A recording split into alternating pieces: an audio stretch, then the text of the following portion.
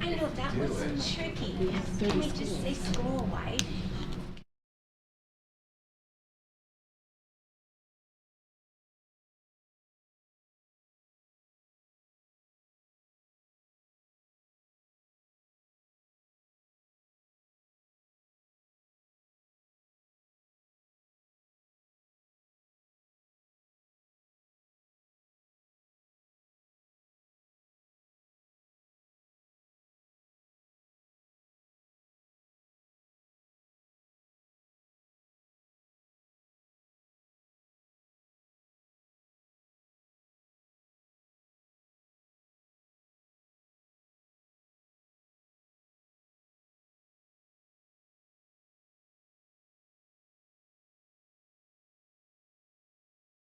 Session of the Aspen Peaks Board of Education. Today is Thursday, March 26, 2026, and the time is 4:01 p.m.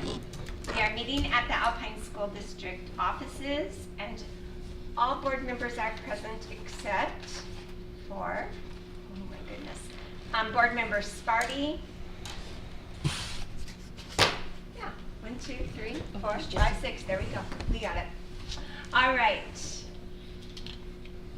We are thrilled to have Jody Lindsay here to present to our board about the growth that students achieve through participation in world languages. My own children were lucky enough to have Jody for a teacher. Her very first year, she was Fraulein Hatch, and that was 31 years ago, and she is remembered so fondly at the night home.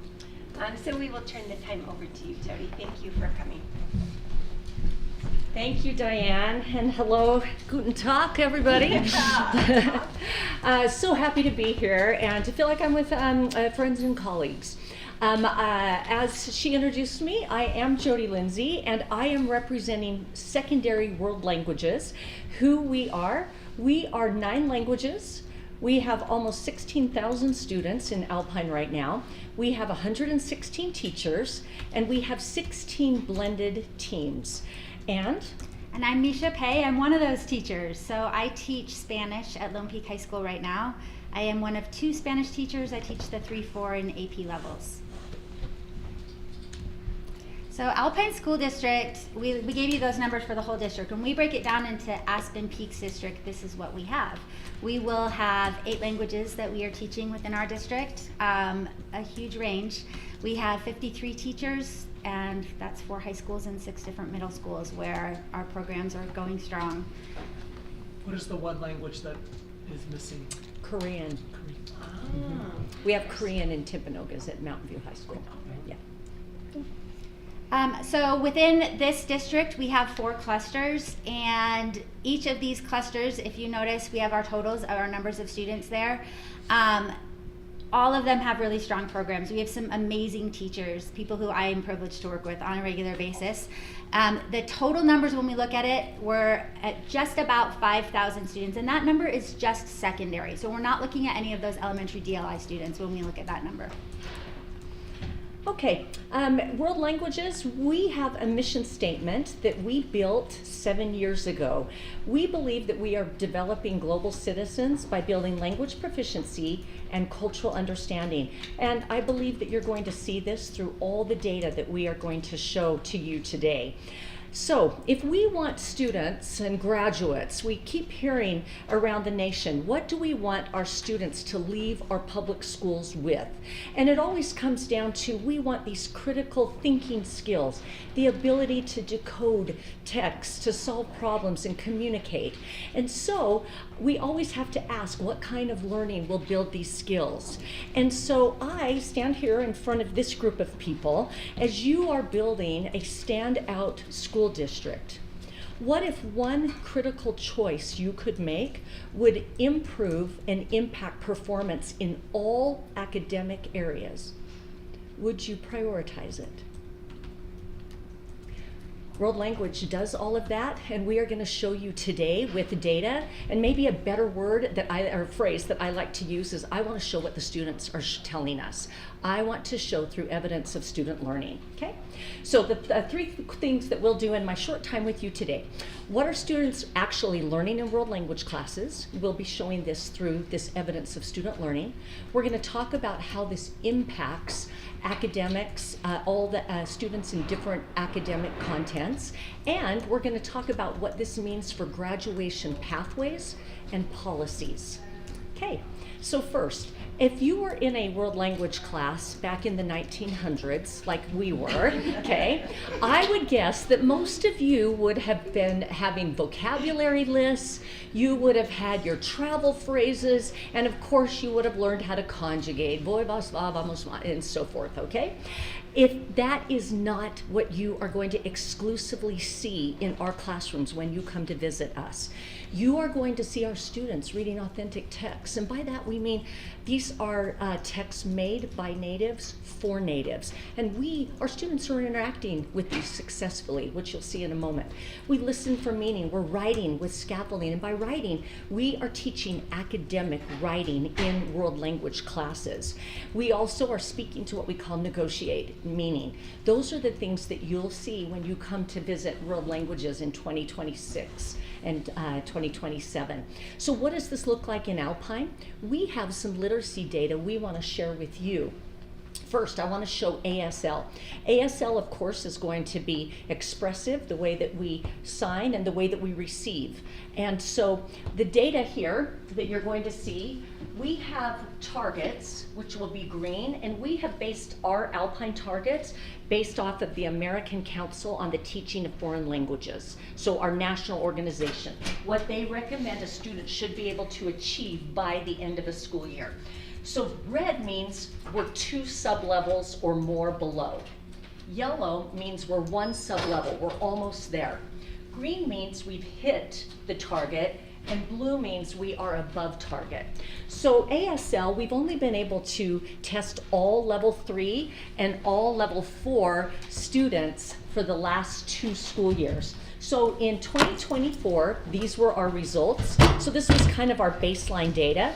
And we use our PLC time, our collaboration time, to really look at data so that we can identify what's working and what we need to do better to meet the needs of all of our students.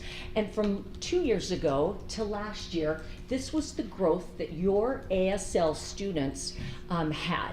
You can see that we shrunk the red, we moved more from 2 levels below to the yellow, and we moved more of the approaching to at level, and we moved more to the above level. So we are really proud of all of our ASL students, and we're proud of their teachers. Okay, spoken languages.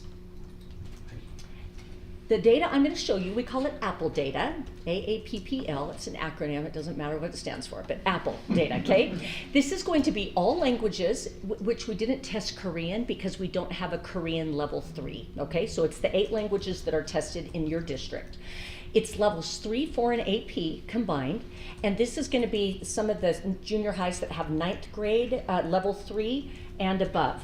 Okay, here we go, Apple data. The first mode I want to show you is speaking. So again, this is 2 levels below red. Yellow is just barely below level. This is at level green, and this is blue. This is above level. Please also note, these are end of school targets. We test our students right now in March. We need to have time to get all the results back and so forth.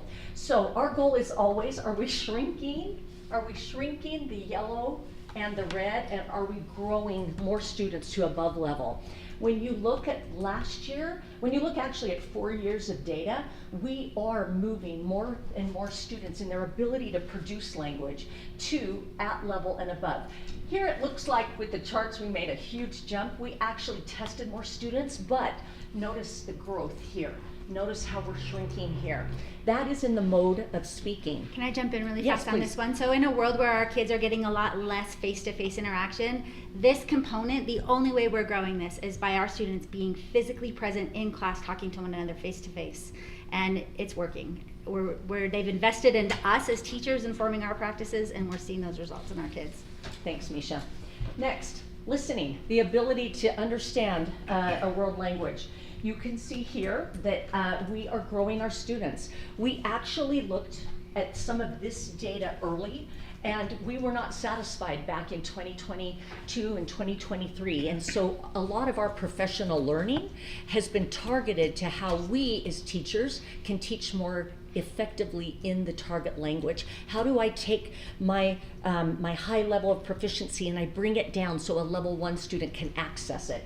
You can see here that our professional learning is making it to the students because we are making significant gains in getting, 77% of our students to at level and above. Okay, listening data, now writing data. This is one where we also, early on, we identified that this wasn't good enough for our students. We weren't getting as many as we wanted at level and above. We actually brought in, like for Spanish, a professor at one of our universities who worked with our Spanish teachers for 2 years on Collaboration Wednesdays, would kind of hop from team to team and coach us on how we could be better teachers of writing. Are we teaching just strings of sentences, or are we teaching topic sentence with supporting sentences and a conclusion sentence? That's academic writing. And you can see even last year with our results, we are teaching writing. And remember that all of this transfers outside of world language. You think of our students, if this is a second language, their first language is going to rise. For our MLs, if this is their first language, English, it rises. So this really is a way that we're building literacy in all students, and it's impacting not just our world language, but it's impacting them in their other contents. And last, our reading data. This is the power of using authentic texts. We are exposing our students to really great authentic texts that were, again, created for natives by natives. And we just, with every level, we change what the task is. We don't change the text. So we have been taught ever since Diane said, I taught her, one of her children, my first year here. I've been told since the beginning of my career I'm a teacher of literacy, and it is really empowering to see there is data that shows that in a class or in a content that isn't always tested like they do in math and ELA and science, we have evidence that show we're building literacy in our students. I thought we asked some of our students, so share with us, you know, what you're learning in our classes, what does that look like elsewhere? And some of our sweet students shared little things like, you know, helping me write essays and use transition words. My English teacher told me to do more, and I know how to do that now. I know what transition words are.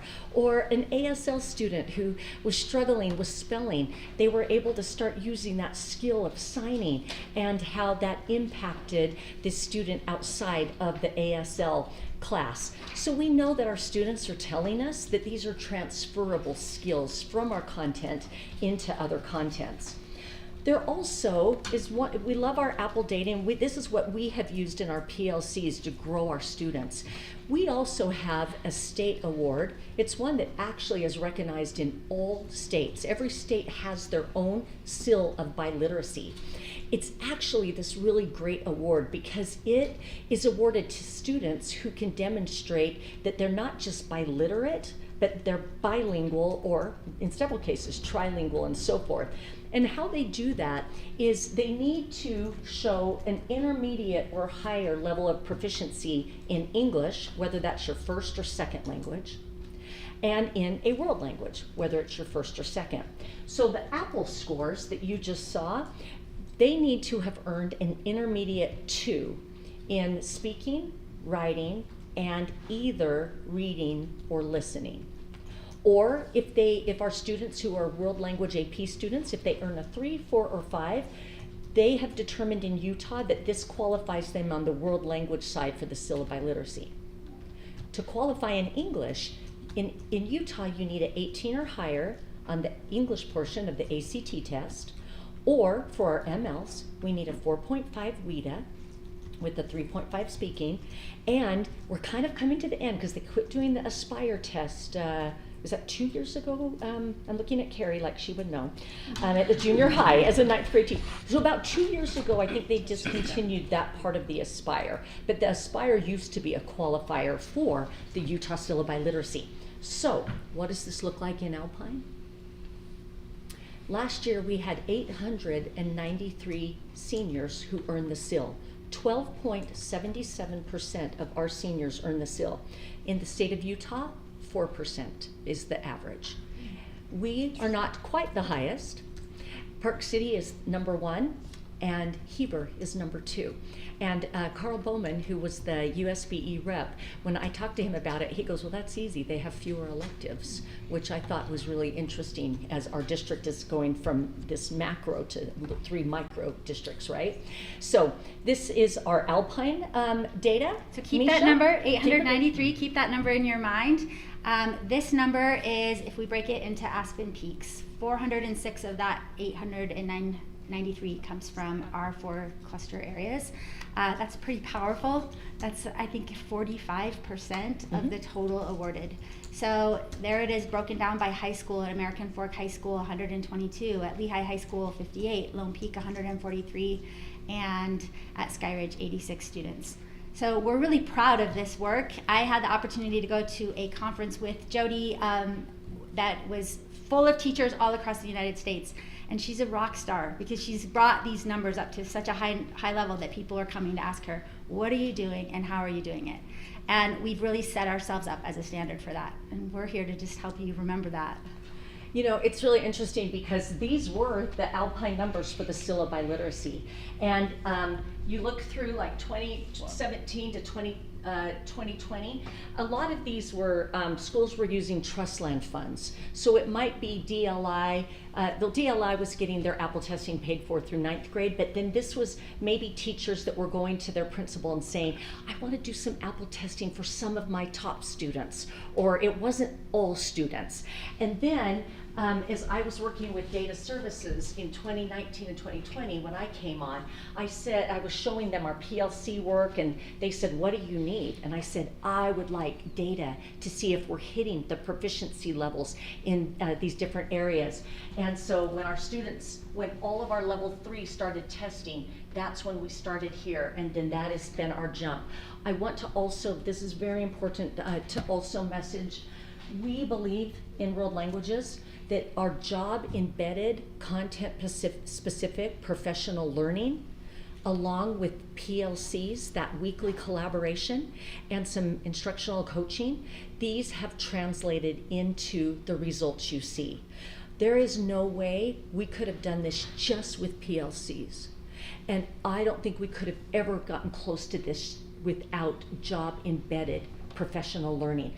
In the last 5 years, we've had more touch points. We get professional learning in August, and then we get another touch point that's content specific, which Joel was really good to help us with in the fall, and then another touch point in March, and then another touch point in May. And we believe that these, instead of like this, once a year we learn, it was every couple months we get these touch points, and that's very important. Is there anything you want to add? Well, just that those reminders inform my daily practice as a teacher. When I'm standing up in front of my class, something that I just learned this week is fresh, and I'm working on it, I'm implementing it, and I feel like I come to work each day just knowing that I'm going to try a little harder and I'm going to do a little better. And those numbers, that growth, that doesn't happen by accident. It's a direct result of hard work.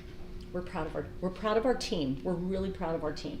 So the message that we want to share is when literacy grows, so does everything else. We believe that content, this is a transfer, a cognitive transfer. These skills that we're learning in world language don't just stay in world languages, they transfer. We actually have got a lot of data. I asked Diane and Nikki to forward a little folder to all of you yesterday where we have some of these documents with links that show dissertations and studies that show that students who study world languages, they're scoring higher on SAT scores. This is what the data shows us. So Misha and I were looking, well, what does this look like for ACT? Because we don't do SAT in our district. We're looking 2 or 3 points So that could be the difference of a 27 or a 30 on an ACT score. That's the difference of a scholarship. A 20 to a 23. What can that do for a student? A 17 to a 20 puts a student, it leverages them in a different place. And world language, we know that it is really about building not just knowledge. Anyone can go and memorize words or verb conjugations. This is skill. This is skills that they use everywhere. So I want to jump here. Last week on Friday, one of our directors came running into my office, Jamie James, who works with our gifted and talented. She says, Jody, I have been down a rabbit hole and I need to talk to you right now.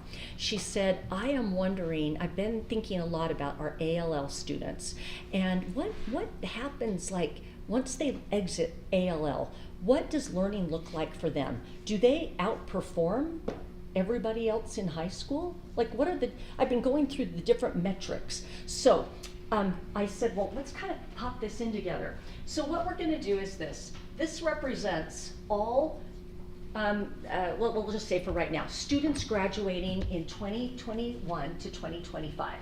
The light blue are those students who were in the ALL program in their 5th and 6th grade year. The dark blue is going to represent the students who qualified. They qualified prior to ALL with the same, like I was in the 90th percentile, but I went to general ed instead. So they came with the similar test scores. One group went to ALL, the other went to general ed, okay?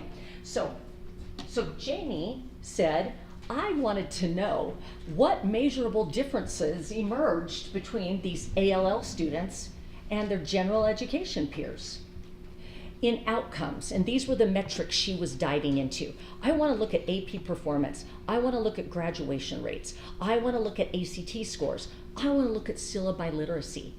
Did the ALL students outperform those students in general ed? And so here is what she found. She found that in AP and in ACT and in graduation rates, the students that were in ALL were significantly higher than the students who were in the same percentile who went to general ed, the same percentile of testing of grades 1, 2, 3, and 4. What she found, though, why she came running to me, was we were the outlier. This group of students, these students all tested in the 89th and higher percentile. These are the ALL students, and these are the students that were also 89th percentile or higher who went general ed. And she said, Jody, world languages grew everybody. The ALL students weren't clear up here for syllabi literacy for that 89th and higher, and clear down here like they are with other metrics. She said this is really, 13.10 to 14.7 is pretty equal.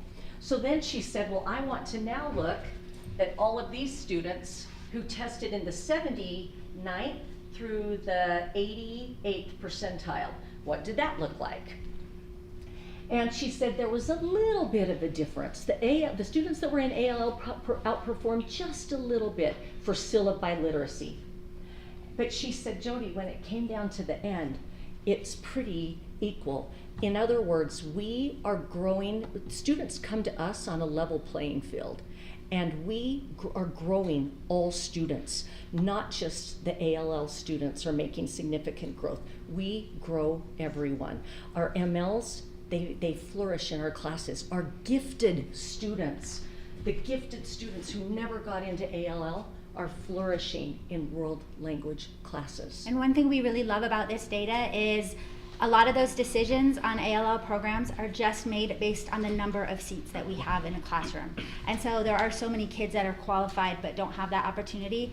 And the other data is showing that we're losing them a little bit. They're not challenged. And so they're not rising in that same way. This is an opportunity for us to get them back again. We get them engaged, we challenge them. We're teaching them something they have never seen before.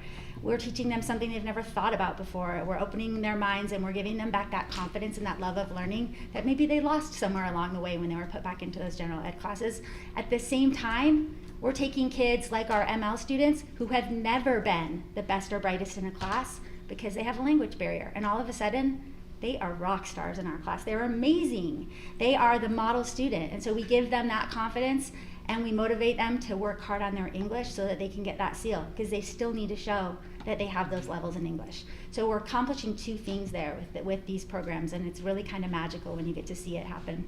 Awesome. We're just so excited to be able to now take research and see what it looks like in Alpine, and it was exciting for us. So what does this mean for a graduation pathway? I think that when there's evidence, there's responsibility. So the question is, if World Languages is building literacy and it is able to raise achievement, what message do we send when World Languages are optional? So right now, we have a little bit of a challenge, I think, in Alpine School District. We have, USBE says that all students, in order to to earn a diploma, need to complete 24 credits. Alpine says we need 28 credits. But if you don't get COVID showed us, if you don't get the 28 credits, you still can graduate with 24 credits. There's nothing that distinguishes a 24 credit from a 28 credit diploma. So I thought, what could this look like for a group of people that are building a standout school district? I would like to share with you what I want to call World Language Pathways. Rachel's going to pass these out to the school board members. I didn't realize that all of the other people were going to be here, so we can share, okay? And we also have our digital, the school board also has access to the digital copy. So, okay, so so I would like to present some options for the board and the district leadership team could consider moving forward. Option number one, could you put world language as a graduation requirement? We have looked at the student evidence. We see that we're going to be building kids, not just in world languages, but it extends outside of our classroom. So we think that a great option number one would be to require 2 years of world languages. We have districts and states throughout the United States that are doing this.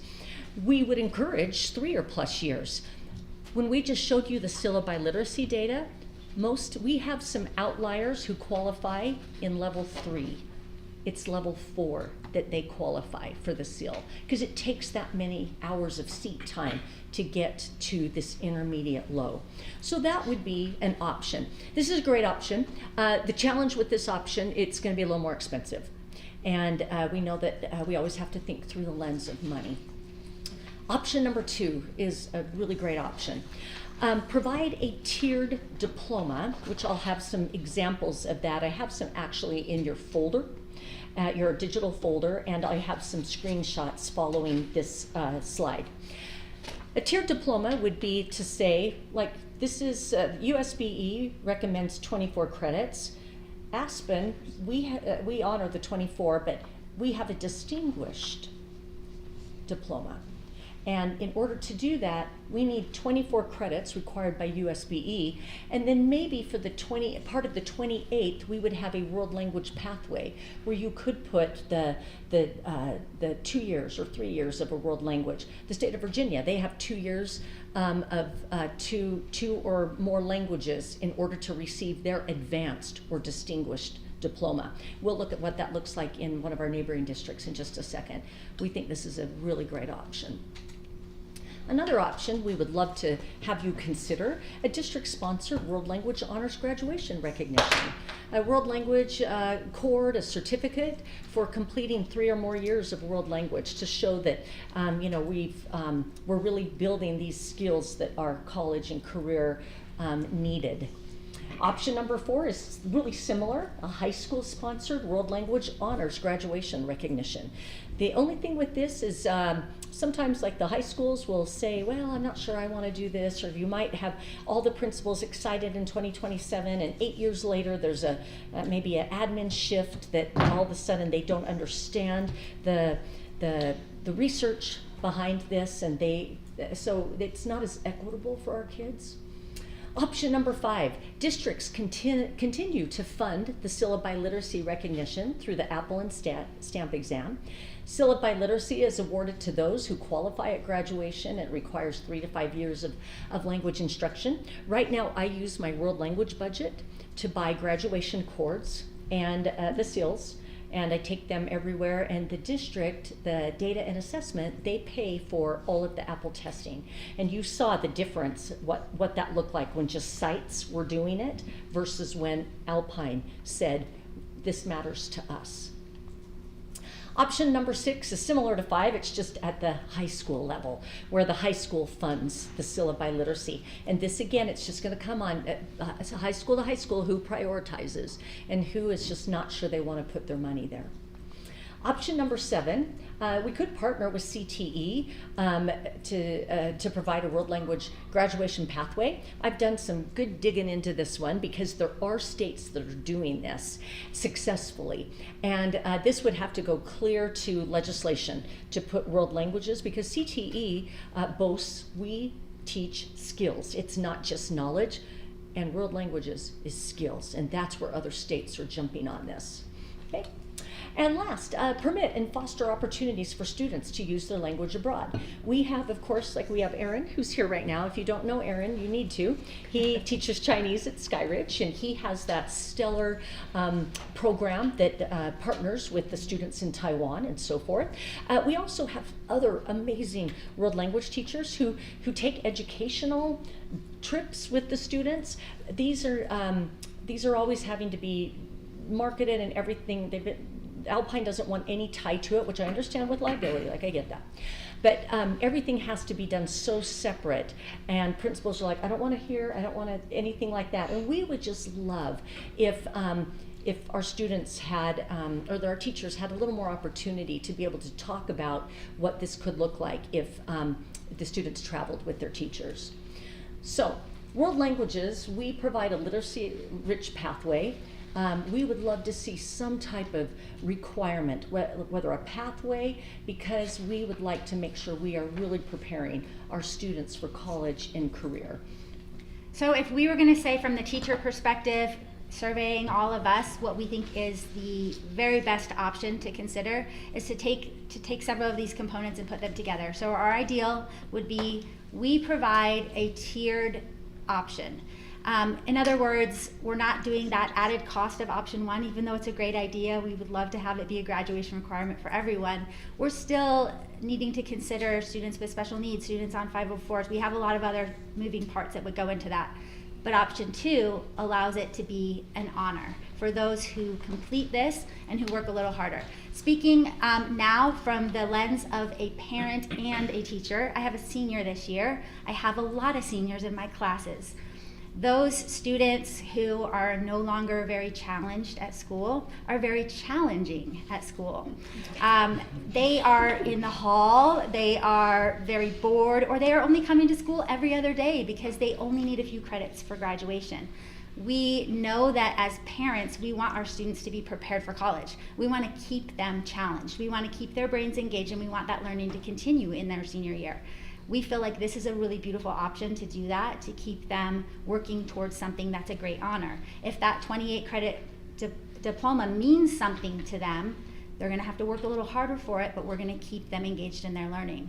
The other 2 pieces that go along with that, option 5, in order to do this, we are going to need to continue to have that district support. We're going to need to have that funding provided for us to test our students, to keep that motivation strong, to show growth, and then more importantly, beyond even the student component, those results that I get, that Apple data informs me as a teacher. It changes my practices. I'm making small tweaks here and there to what I'm doing in the classroom. I'm looking at the data. I'm wondering, did I not speak enough in the target language? What can I do to improve the content I'm delivering? And I can't think of a better way as a teacher to be reminded of that than by having that data come in every year.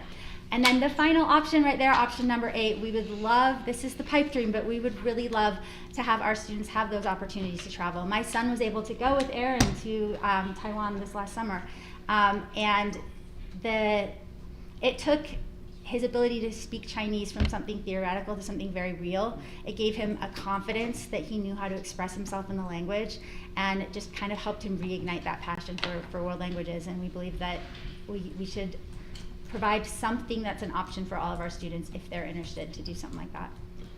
One of our high schools within this district, they were looking at how many of our seniors are are on track for the 24 versus the 28 diploma. In one of our high schools here, 25% of the seniors are on a 24 credit diploma, which means look at what is missing. Is there a need to stay in school if our messaging is, well, you can just leave with the 24 credit? And that was kind of what started us down this, what can we do to keep students not just in school, but with rich and meaningful learning opportunities.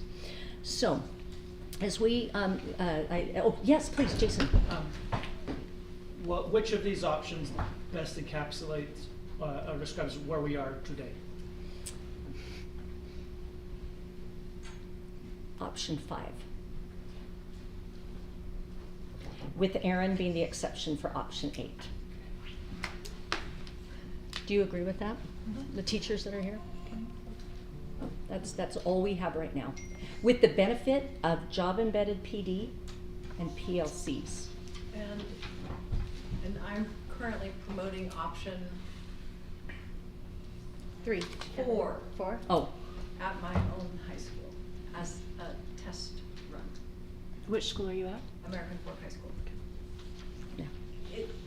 Make a comment too? Can I talk? I don't Okay. know.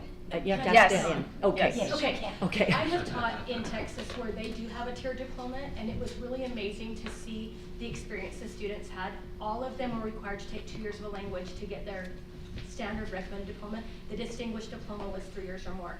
And then they could get like the 24 credit version, like you have extra challenges, was they could get by without language. But anyway, it was really awesome, and the kids that were doing that were the ones that were so competitive for their colleges in Texas. Mhm. And it helps us empower them to be able to go out of state if that's what's right for these kids. Mm-hmm.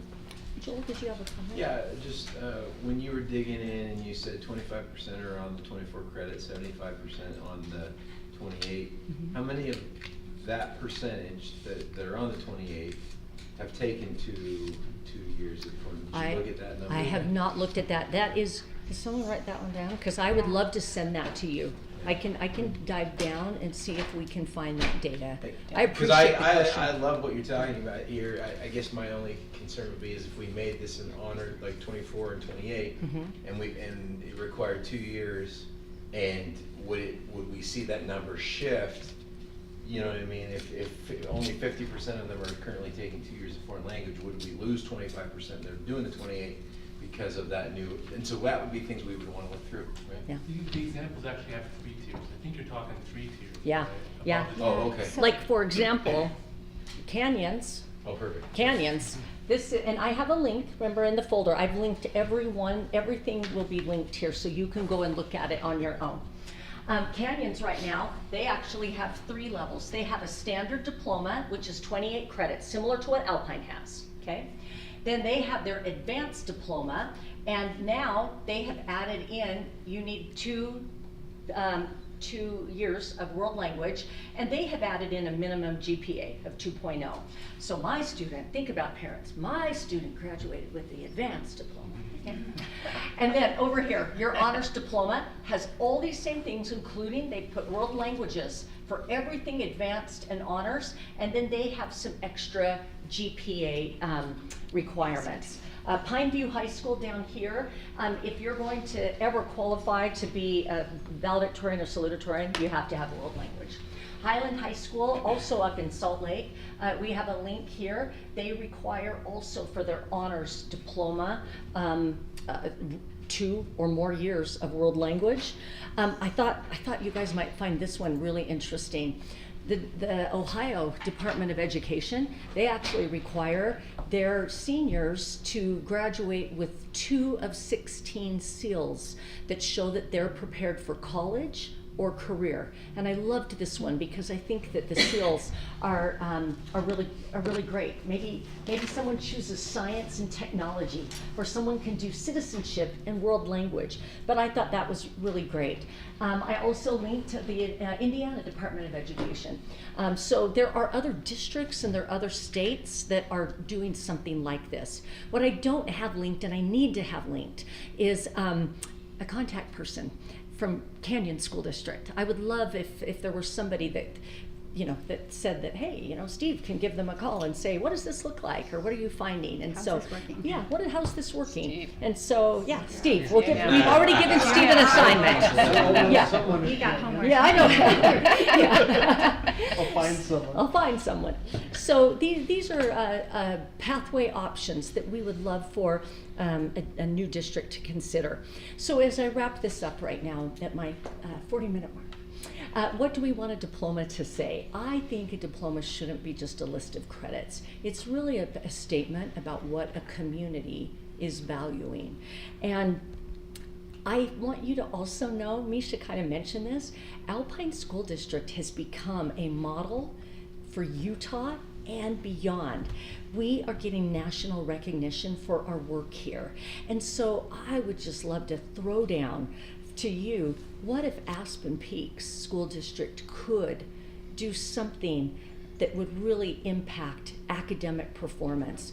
And that would be to consider how students can grow through world languages in all their contents. And world languages, we believe, is the vehicle through which it will grow. Remember, as we leave today, we build literacy. We're strengthening skills for academic success, and we're preparing our students for a connected world. And the question really isn't if world languages matter, it's whether our policies reflect what we value and what we know to be true. So we would just like to leave by inviting you to consider world languages as a meaningful, research-aligned graduation pathway to shape the future of Aspen Peaks. This matters to me, not just because of the 32 years that I have worked as a world language educator. I am also a parent in this district, and I also have a student that is, I graduated 3, and I have 1 more at Lone Peak to graduate. So this matters deeply to me. So I will leave this little message with you. World Language does everything here. We build reading, problem solving, cultural awareness, and these skills that our parents have told us that they value. So anything else or any other questions? Okay, so I'm like wrestling this in my head because I just did arena scheduling yesterday. I succeeded. I got all 8 classes that my son wanted. Oh, yes, congratulations. But he is the type that, he has to have his foreign language, he has to have his orchestra, he has to have all these things, and he's like, and he wants a CT pathway, he wants all these things, and it's so hard to fit everything in. He's like, Mom, I can't even try anything new. And I'm like, but these are your priorities, and you're telling me they're your priorities, and you're telling me before even like honors English, you need to have these like certain things in your schedule. If we want to encourage more students to be a part of it, I don't know, there's so many things that they have to do, so many classes that are required. Right. It is so hard to fit in these extra ones. I don't know, what do you say about that? Like, how do we encourage more? So it's elective credit now for a world language. Yeah. So the number of credits, it's not going to change that part of Mhm. it. It's just going to make it a little bit more specific. So rather than having this just kind of wide open door for electives, it's going to say 2-year elective credits. Right now, is it 8? 9.5. 9.5. Okay. Yeah. So it's you still have 7.5. He just wishes he could take 15 electives because he wants to try everything out. That's awesome. But We love your student. I know, It we love really that. is. Yes, We we love do. your student, yeah. Yes, we do. Yeah. That's the He kid I send over to does. French after they I master know. Spanish. I just see that it is not as many people are going to be influenced by this or want to do it because it is just, I don't know. Maybe I'm saying it's because it's an elective. It's not required. I just see that it could benefit so many more students.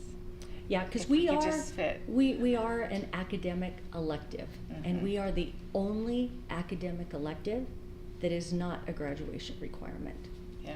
And that can be problematic, especially we've just shown Definitely. you what this looks like even with these Alpine students that were in ALL and not in ALL, and how we are growing all of our students. And so I think it just, again, it will come down to if it's a priority or something that you want to roll the dice on and see in 5 years what it looked like for your students' scores. That would be really interesting. Yeah, definitely. It just got me thinking because of Yeah. what I did yesterday, and all the conversations leading up to it, deciding on what the exact classes he wanted to register for and how important it was. He loves it. It's a priority for They him. free up quite a bit in junior and senior year, you'll find. So, and It's junior year, so yeah, the senior year where but it's Years because where the it three really- the three yeah. required years of math and science, and then there's not so some of those things kind of naturally fall and you don't get to choose, but that you kind of Yeah. open up that space. My son that kind of went through the same thing elected his junior year to not take a science class because he wanted to do 2 world language classes, but he had to do that science class Yeah. as a senior. So you start to see that I think flexibility. even like going into schools and explaining things like that too Yeah. would help. Yeah. Because I get I think it definitely would see help, the like, benefits. So I've graduated 6 now, right? And Right, my right. So you're the 7th is master. in school. Well, it's funny because when I talk to parents now, they're so stressed about getting all those required classes in as quickly as possible. But then your kids get to senior year and they have English and 7 electives. You know Yeah, what I mean? yeah. And so I am always telling parents, and maybe even just talking to counselors at the school level they're the ones about this. encouraging, like, you have to do it. They need to have something academic going on their senior year, and languages are great, but then they can only do the 1 year. Like, they need to push some of that stuff to their senior year so they can take languages and fine arts and things like that earlier also. I just want to find a way to encourage more Yeah. students Yeah. to be able to explore this or at least see. Oh, yeah, Rachel? So, one of the things that does that is the cord that students can wear, and we're floating the idea at American Fork High School as well as a tiered diploma I like it. cord. Because that's what us counselors want. Mm-hmm. Counselors want to have a reason to tell students to do the hard thing. So my daughter's a junior, and she just registered for her senior year. And where many seniors are looking to lighten their load, right? My daughter is looking to maximize her load for the things that will then be ready for the next level. But That's my son. you're right. Well, I just think it's hard because, if they're going on to college, they're taking English and like underwater basket weaving. Not that anybody teaches that, but their senior year, and I would rather have them taking academic classes like languages and things like that. But And a counselors lot are of willing them, to promote that when we give them a reason to promote that. And that is I what like a that. tiered I diploma like can that, do. yeah. Because counselors will send the message that we provide them, and I know it seems like a carrot sometimes, but it is the right carrot to dangle in order to help students see exactly that potential. Why do we stay involved, and why do we continue to take rigorous coursework? Because we have this amazing diploma we can earn, we have these Right. cords that we can we wear, have this thing we can earn. and we're going to take that learning with us. So I think that that's a really great opportunity for our students to see the benefit, because my I do daughter's love, friends are like- all trying to decide how to make their year the easiest. Yeah, as and a that really teacher, is a that's not- disadvantage for them, Yes, right. especially as they're Especially headed when they into go college. to the next step. right? Yeah. Especially with so many of them taking church service in between, they've had an easy senior year, and then they've had 2 And then years they of have some to type of do church it. service, They've and had they've had 3 like, years off and of now they're in academic remedial challenge. math when they go to college. Exactly. Do 'Cause most they- of the languages get college credit for it? Because I know that For my CE son. and AP, yes. That's Okay. 3, 4, and 8. Okay, because my And- son's in 3 right now, and Oh, so. wonderful. And we're finding, that's been as encouraging for Rachel him, and I right? were at this national conference and Misha back in November, as we got talking to people in different states, we have states now that are awarding 21 elective credits for students who earn the syllabi literacy Wow. at their So that state universities. So that's And motivation again. That's, Is that's that- my next step, That's- right? that's Right? interesting. Would that be decided legislatively or decided at the college? It's Because, yeah, college decided, credits. hang If on. it's a state school, it would It's a probably be a state legislative legislative decision. decision. If it's a private university, then it would probably Yeah. be the college's decision. Yeah, that's interesting. That's Okay. something we should work on. Thanks Yeah. for letting I us just know. thought that was Yeah. really, really interesting. One So, other yeah. plug, and this is something that I talked to my students today because I have my current juniors are registering beginning next week. And I said, hey guys, there's a lot of reasons. There's not a question about if you're going to need a world language. It's just when. You will use this, like this is a skill you'll use in your life. But I'm going to tell you one more thing. My opportunity to have these kids for 3 consecutive years is amazing because I can see, I can tell they're off. I have a relationship with them. I write their college letters of recommendation because I know these kids. I can think of concrete examples of the way they treated people or of responsibilities I gave them, times that I let them rise to the occasion. And that's a hard thing to find. It really is, to build that connection, a personal connection with my students and to know them as an individual because I get them for 3 years. I get them for 3, 4, and AP.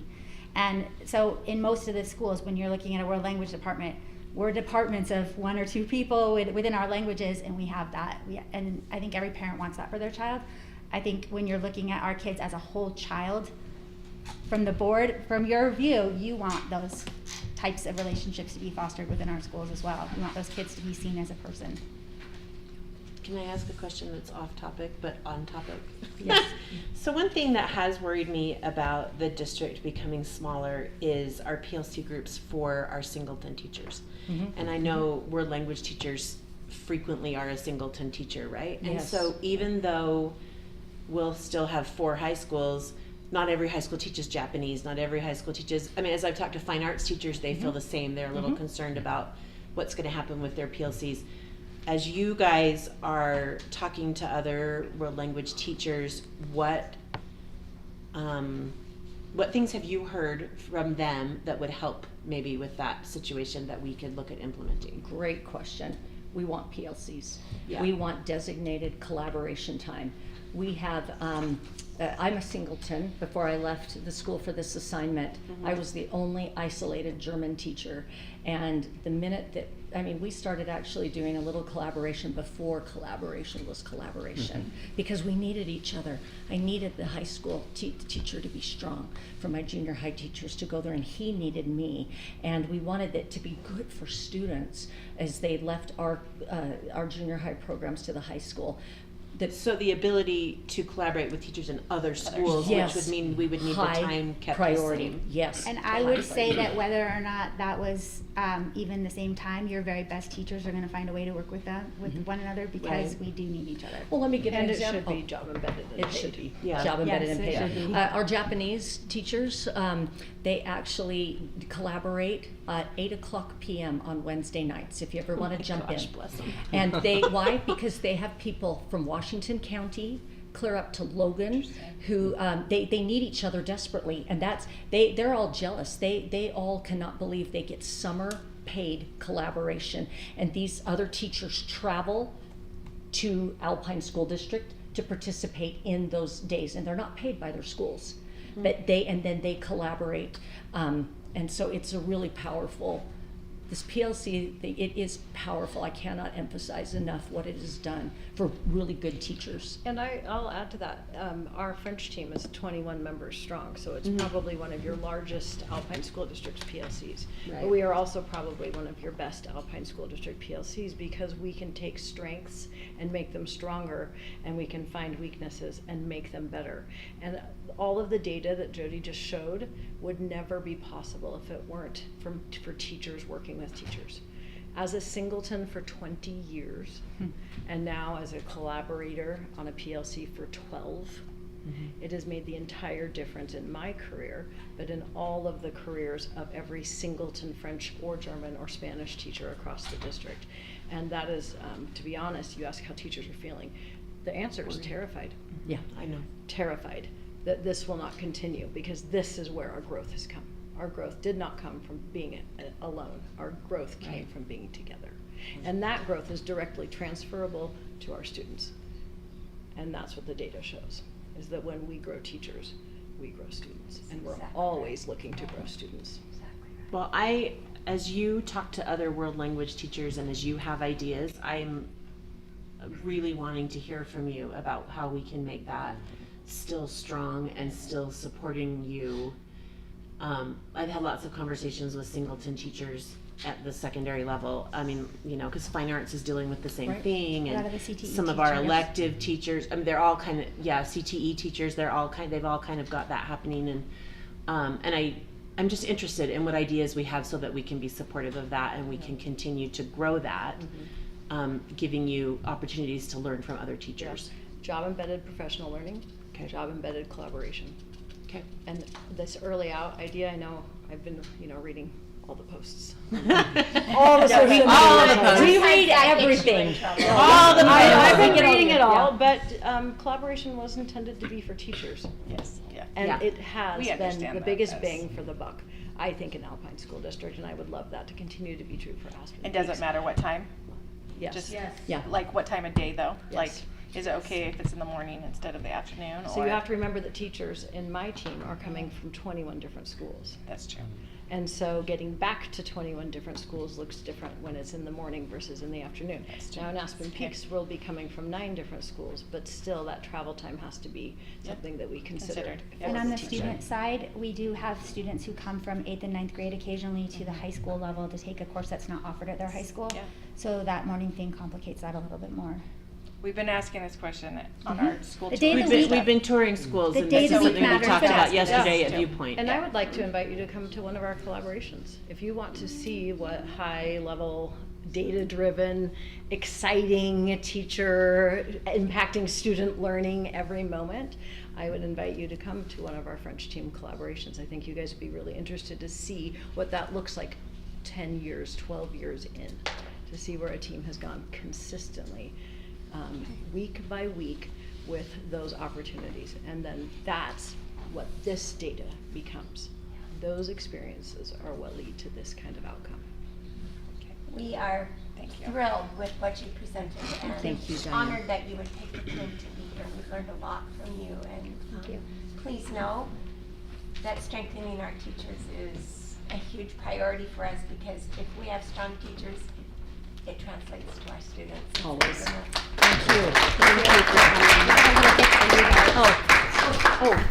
I brought a gift. I'm bringing you the world. We're bringing you the world. Just like we do to our students. I forgot that the district leadership team would be here, so we can give you a globe tomorrow. But maybe just like a social media post. But we do have one for Joel. We've got the whole world in our hands. We have the whole world in our hands, yeah. You guys are awesome. I'll take a picture of your hands. Thank you. Thank you so much for having us. Thank you. Thanks for coming. Thank you.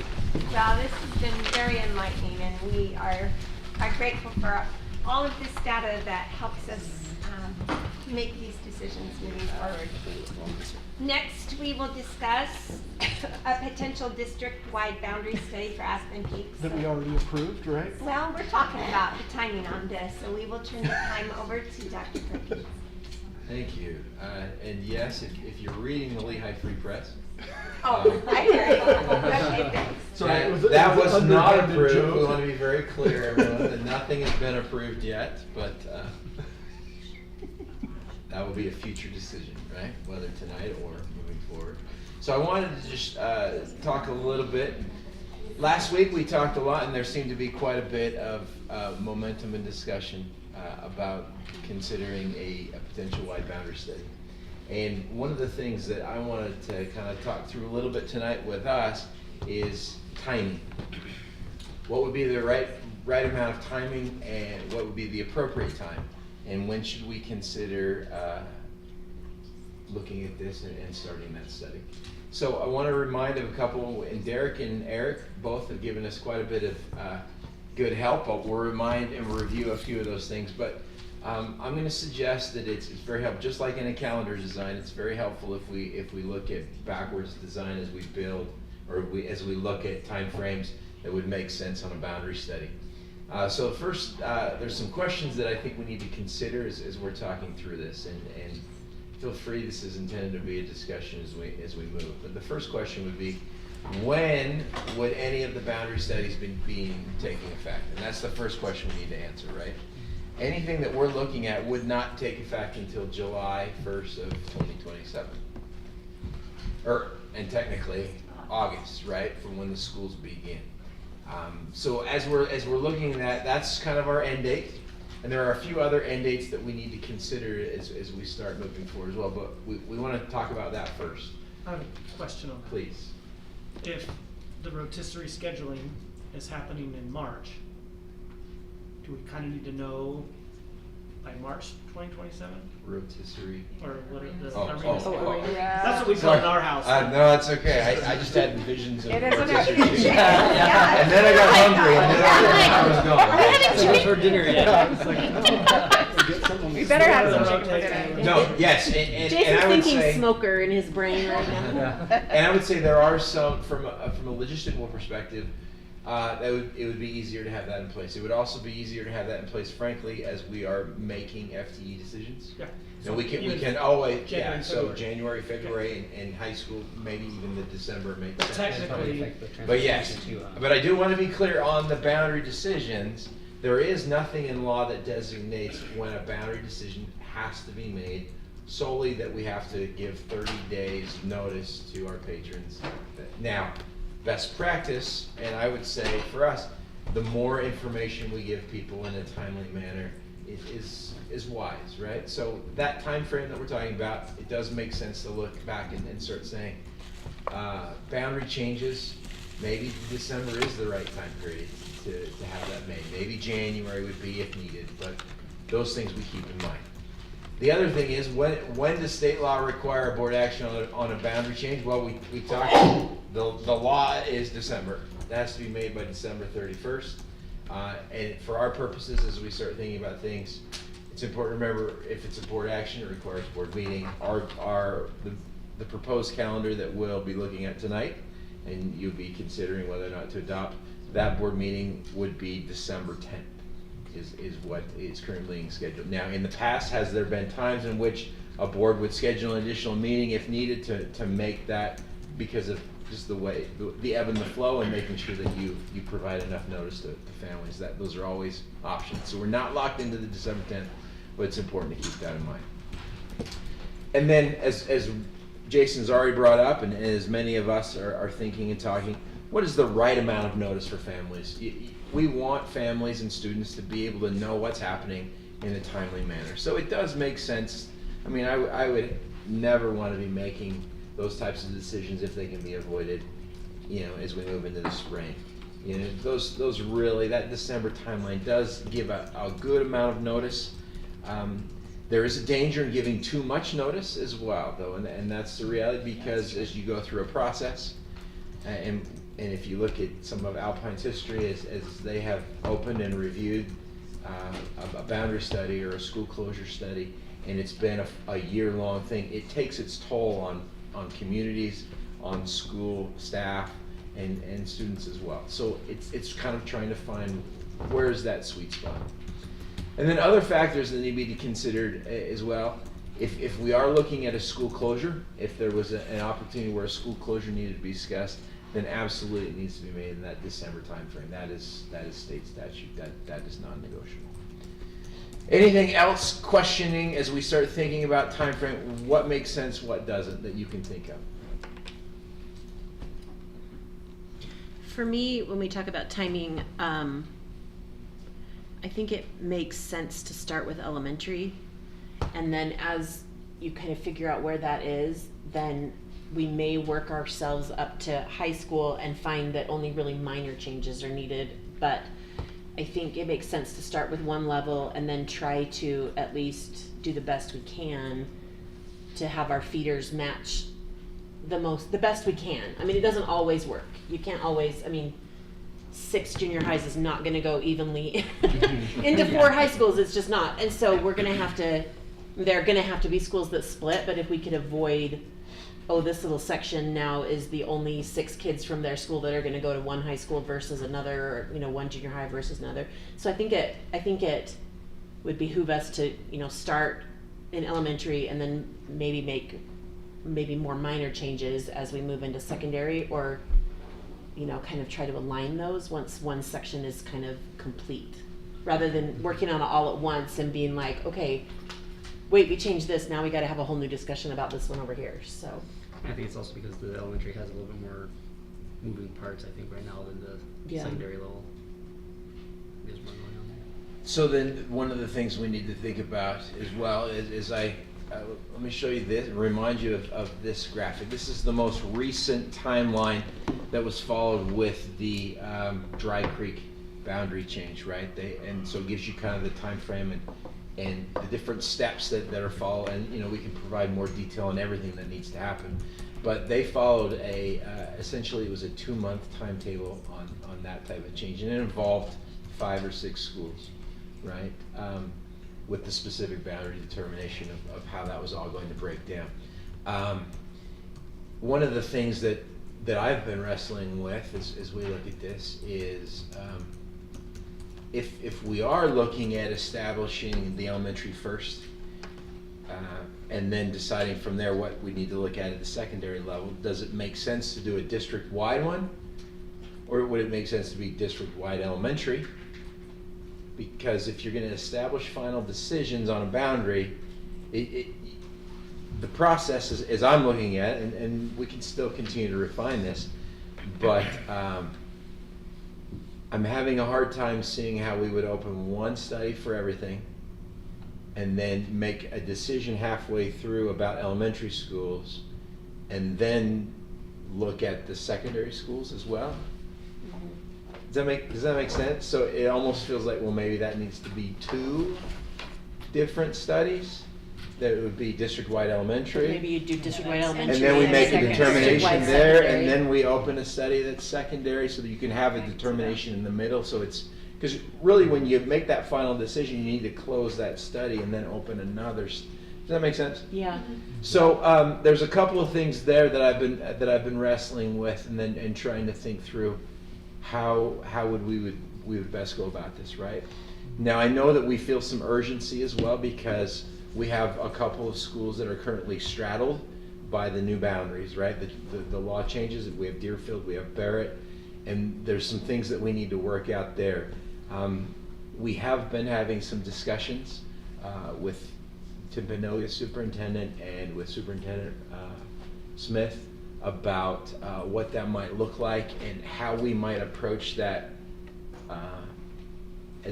outside of an Aspen Peaks boundary study, but maybe how we could look at potentially Alpine School District leading the study in conjunction with the 2 districts to finalize that boundary. And if that was a route that we looked, then we could perhaps finalize there and then open our study and go through that process. We wouldn't want to, if that was a direction that we ended up going, we wouldn't want to open our study at the same time that potentially Alpine could open a study. Does that mean, because then it becomes really confusing. Yeah. So some of my thinking on this, and I'm still working through it, right? This is a big animal, district-wide boundary study, with the 3 of us full time, and then others doing their other jobs. So we're kind of wrestling through what this might look like a little bit. Some of my thinking might be, as I've kind of laid it out, I think we could do a district-wide elementary study and then a district-wide secondary study, and all of that could be done if we're cautious and we follow our timelines and we're trying to target that December deadline still, I think we could do it in about 6 months. That's me laying it all out. So one of the things that I would recommend right now is, especially as we're discussing another approach, with potentially an Alpine look, and they still have to finalize if that's doable and what that would look like. I would maybe recommend we give just a little bit more time before we open our study, and that would allow us to kind of work through what's happening with the Deerfield study, what's happening with the Barrett study. And then we can and I think in the next couple of weeks we could probably solidify, does this option work, or do we need to go a different route? In the long run of things, if we're looking at a December 10th, you come backwards into June, I wouldn't want to open anything in June, so it would make sense to maybe May timeframe look at potentially opening our site. Does that make questions about what I just said? Because that's different than what we had been thinking. So I think the big distinction here is if Alpine is going to spearhead that Deerfield Barrett study, and it makes sense that they do that because it affects 2 districts. So we can't, as Aspen Peaks, do it ourselves and make decisions that are going to affect Timpanogos district, and so it makes sense. Maybe we could. Well, which might be a good reason to We could, that is not playing well in the Yeah. So I like that distinction, and it's something we hadn't considered. Right. Until we And I wish tonight I could say it's all tonight, but we're not there yet. We're still working through Superintendent Smith needs to consult with his team members and talk through stuff, and so we were gonna circle back to that a little bit. But, did you have something, Nikki? I was just gonna say, if we were to start it in May, I think it'd be important to publicize the dates, because as families go into summer, Before school. they would want to, have a solid calendar of, oh, I'm gonna be notified at this time, I Right. need to pay attention, or I need to zoom in to those public hearings. And then I just remembered in the, boundary changes in school closure law, there is an opportunity for just the superintendents to adjust some of those boundaries. True. In this district split scenario. And so I don't know, where I haven't been involved with the negotiations, it might be wise, to have those conversations with Superintendent Smith, but also Superintendent Jensen, with the city councils that are involved, just to understand what the feelings are for functionality, student safety and traveling, bus availability and locations. But those are some conversations that, preliminarily probably work better in a smaller group where the three of you and the city councils have really deep understanding of those areas. So that's what I would kind of contribute to those considerations. That's a good thought. I'd forgotten about that clause. I need to go back and reread that. So then, Joel, you'd think at May, June, July would be an elementary-ish? and then Potentially, on I September, think we October, would- the secondary? Yeah, and the reality is we can overlap that too. It doesn't have to be one Okay. and then, They don't have to like, we conclude. could start open, get the notifications in place. Gotcha. And then do that final elementary and use that to influence the work of the committees. So there's an overlap that could happen. Because I don't want to do the open houses and the public hearings and stuff during summer. I don't think that's a good time for patron involvement, and it would not be as meaningful. So we would have to be very intentional on that time frame. I think once we solidify some of the, the next couple of weeks, then I think we'll be able to pull back and really lay down a good schedule. And then before we would look at open, I'd want to share with all of you, this is the time frame that I think makes the most sense. This is where we can do all of those things in a meaningful way between when we open and when we. But I think we just need a little bit more time. I guess is what I'm asking for. Yeah. Does that seem reasonable? I think that's Fully reasonable. support. Okay. I'd Thank rather you. think it through than rush into it. You Yeah. gave additional Yeah. information. Well, Additional and there's information things to take into gives us consideration. a different aspect. Yeah. Right. Well, I I think we'll just have the best think, decision. I think it's imperative that we work this out with Alpine to see if they can run that other study, which I think would be the ideal way to do it. And so we need to make sure that can actually happen. Okay. Perfect. Well, I'll continue to work on that, and then I can obviously give updates, and we can talk through that further, if that's okay.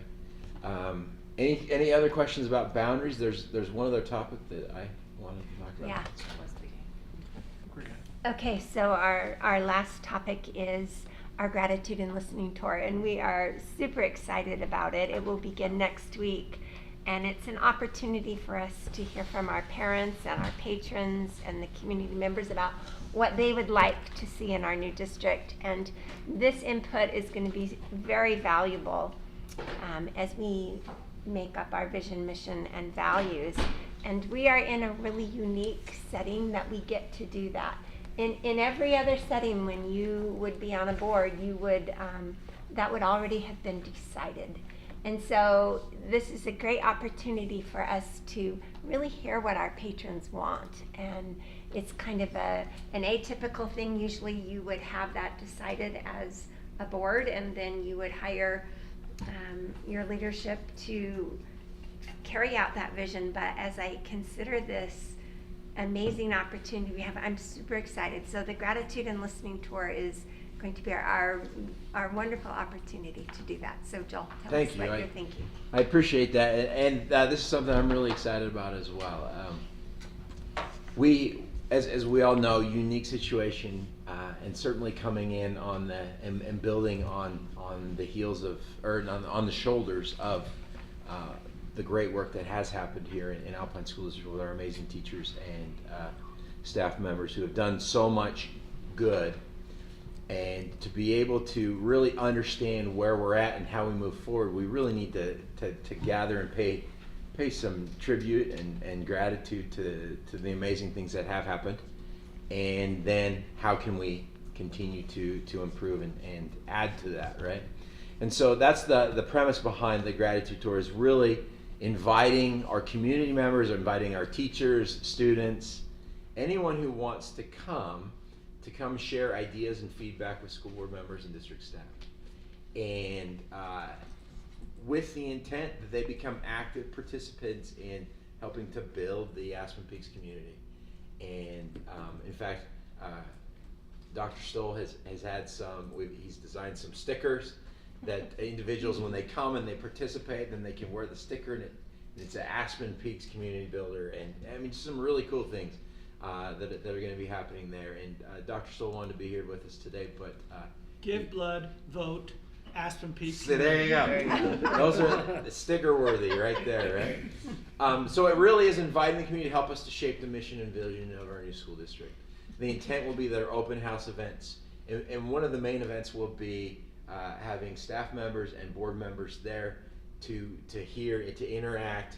And a crucial component of that will be the way it's set up. If you haven't been in an open house recently, the way that we like to set them up, there'll be an easel, there'll be a staff member and a board member at each of the easels, and on the easel will be a giant poster that just basically has this QR code, and it just says gratitude on it. And there's really cool posters. Rich has done a great job at designing them. But I would encourage you all right now, if you would like, to pull out your phone and click on this.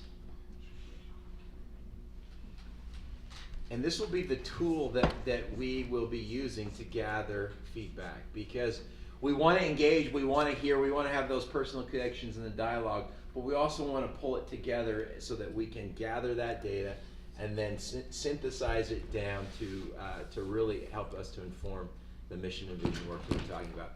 So this is an app that our communications team really enjoys using. It's Parsec. The benefit, is it working? Please tell me it's working.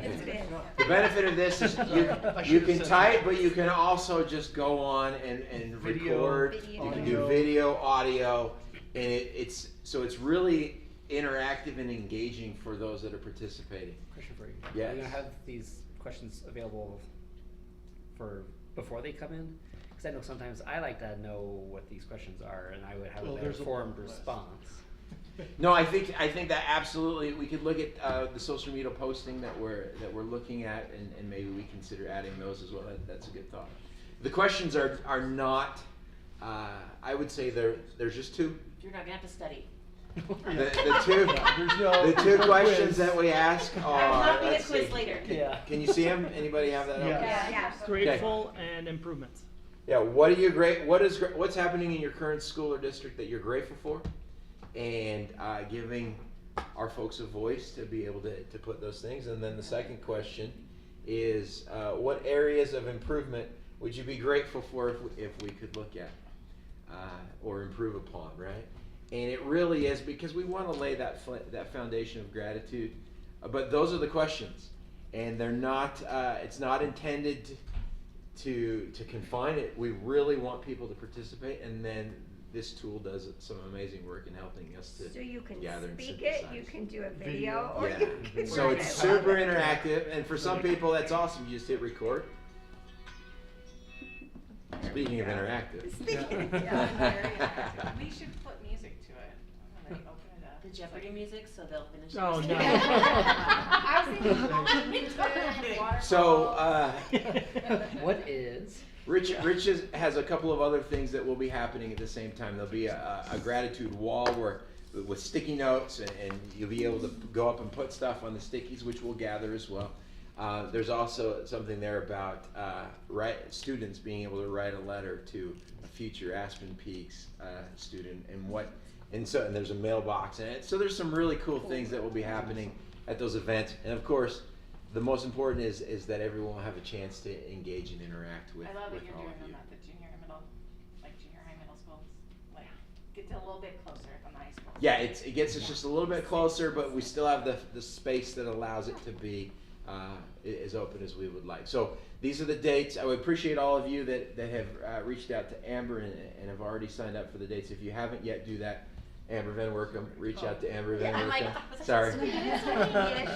So if you haven't done that yet, look at those dates. We're gonna have to get nicknames, Amber. So look at those dates and then let Amber know which of the days you'll be able to attend if you haven't already done that, so that we can get that calendar as well.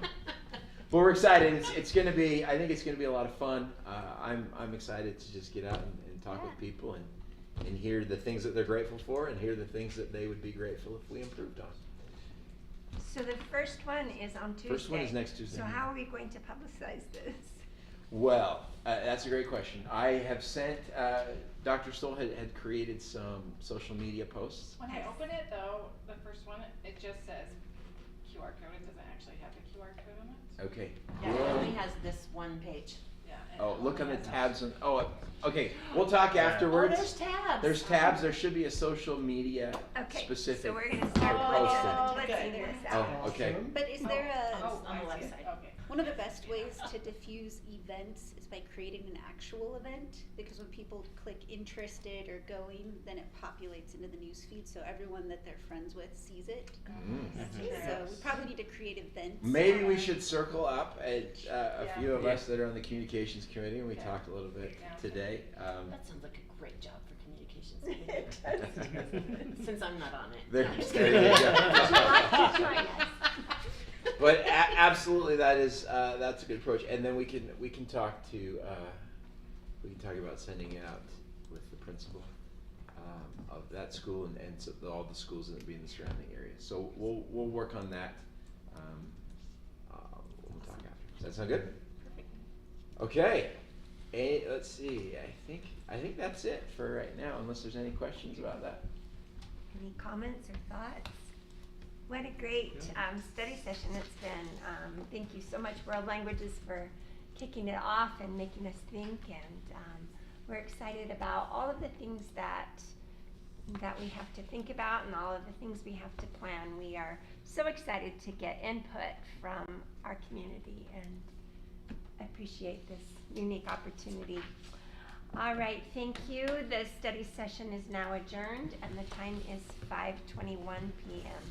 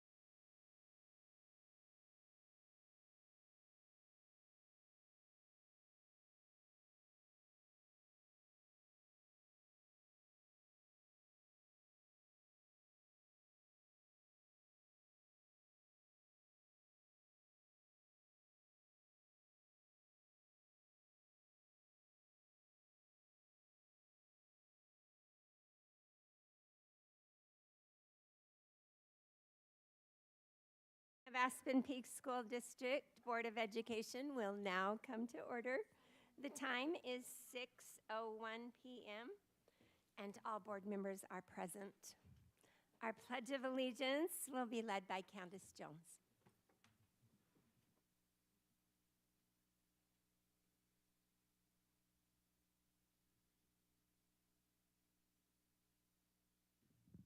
Everyone's standing. Thank you.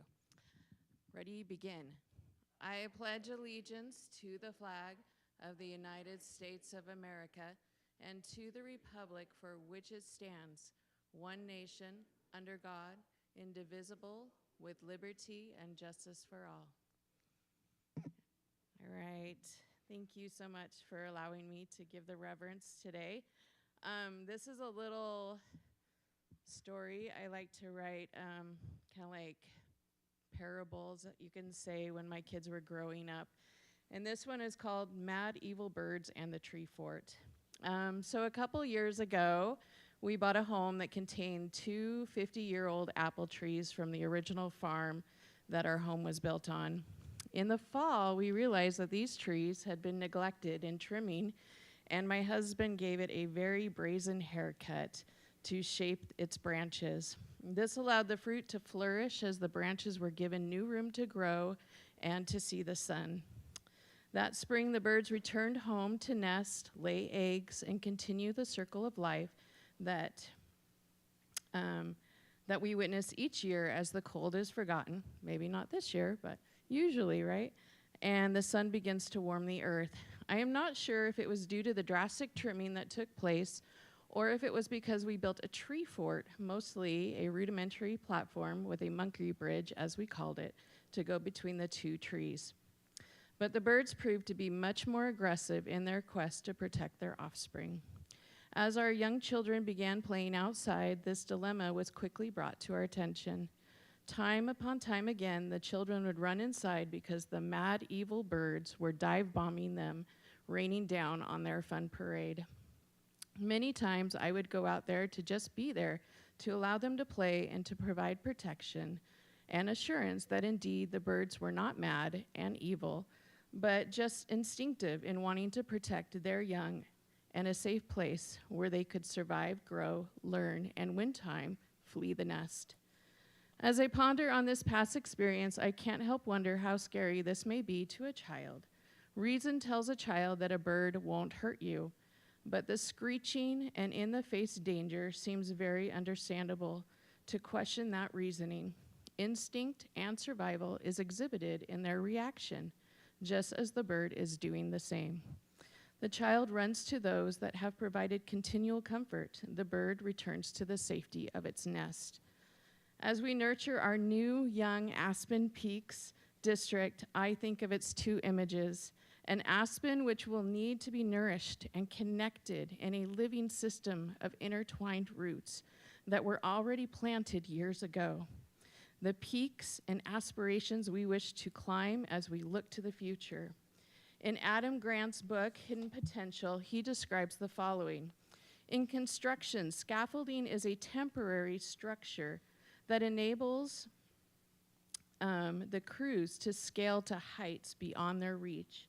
Once the construction is complete, the support is removed. From that point forward, the building stands on its own. In learning, scaffolding serves a similar purpose. A teacher or a coach or even a parent offers instruction as long as the building is under construction. I don't think that's completely true, but I think it keeps going. But when it's time to remove the scaffolding, we let the building stand on its own and reveal its majesty. Or, as in my analogy with my children and the birds, let them soar or venture outdoors without fear. As connections are made, I want to thank each of you. Sometimes you may feel like there's screeching in your face, birds yelling at you. As we build these connections between the community with the parents, the administrators, the teachers, the staff, each of us, it takes all of us to create growth for the children. When we work together as a team, we amplify our voices and make a real difference. I have seen firsthand the amount of time and heart goes into our schools to provide parents with assurances that their young are in safe place, learning new things where they could survive, grow, learn, and win time to flee the nest. Thank you for all that you do.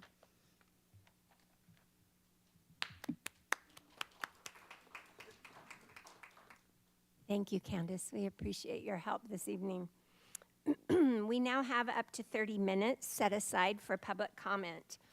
This opportunity is for patrons living within the Aspen Peaks School District boundary. A sign-up sheet was available prior to this meeting, allowing up to 10 patrons the opportunity to speak.